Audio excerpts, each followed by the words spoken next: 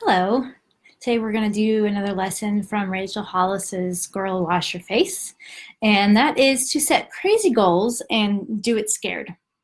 So one of the biggest walkaways from Girl Wash Your Face is the importance of setting those goals and chasing them with everything you have. She does that without hesitation. Is amazing.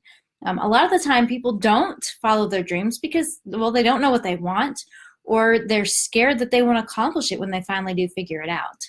But after learning the past two lessons from Girl Wash Your Face, we talked about procrastination, about perfectionism, about making sure that you are going to believe yourself because you're being true to the things you tell yourself.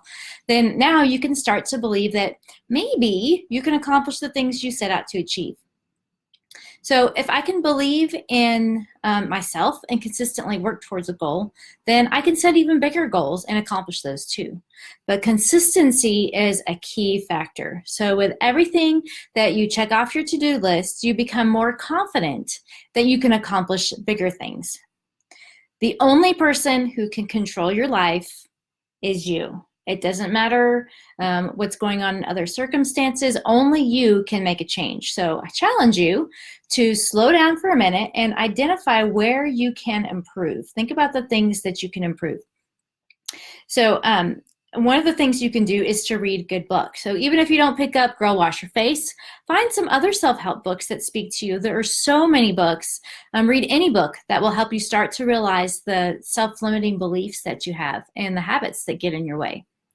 At the end of the day, the only person who can control the way your life goes is you. No matter what outside influences seem to mess things up, only you can control how to react and overcome those obstacles.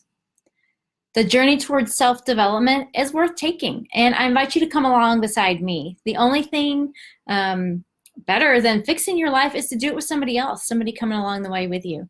So with that in mind, I have 5 recommendations for self-help books. If you would like those, shoot me a message and I will get those to you, and I will see you again tomorrow.